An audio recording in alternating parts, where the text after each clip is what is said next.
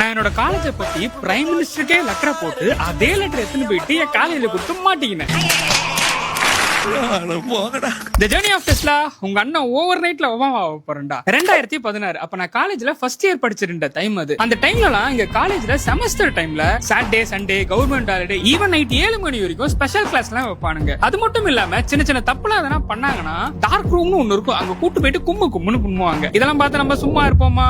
எரிமலை எப்படி போருக்கும்ட்டு நான் சும்மா இல்லாம கூகுள்ல போயிட்டு எப்படி காலேஜை பத்தி கம்ப்ளைண்ட் பண்ணான்னு ஏதோ ஒன்று டைப் பண்ணிருந்தேன்னா முதல்ல ஏதோ ஒரு வெப்சைட் வந்து அந்த வெப்சைட்ல போயிட்டு இந்த மாதிரி அப்படின்ட்டு ஒரு கம்ப்ளைண்ட் ரைஸ் பண்ணி விட்டேன். அது என்னன்னு எனக்கு ஞாபகமே இல்ல. இது எப்ப நடக்குதுன்னா டிசம்பர் 1ஆம் தேதி நடக்குது. அதுக்கப்புறமா ஜான் செகண்ட் வீக்ல எங்க வீட்டுக்கு ஒரு லெட்டர் வருது. அது அண்ணா யூனிவர்சிட்டில இருந்து. மாமி இப்போ அதுல என்ன போட்டிருக்குன்னா, நீங்க போட்ட பெட்டிஷன்ல காலேஜ்ல மிஸ் ஆயிருக்குன்னு. இவ்வளவு வேலை செஞ்சு மண்டை மேல இருக்க கொண்டே மறந்துட்டேனா?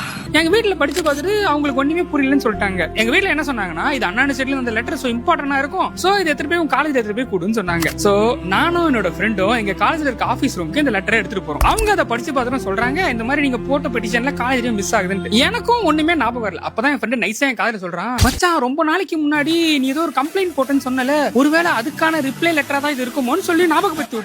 அப்பதான் எனக்கு கொஞ்சம் கொஞ்சமா ஞாபகம் இருக்கு. ஐயோ நம்ம போட்ட லெட்டருக்கான அந்த இதுதானா இது அப்படின்ட்டு ஞாபகம் வந்துடுச்சு. அப்புறம் என்ன காலேஜ்ல மாட்டிக்கினேன். ஐயா சரண்டர். இப்ப என்ன பண்றது? வாங்க உனதான் தெரியுமா.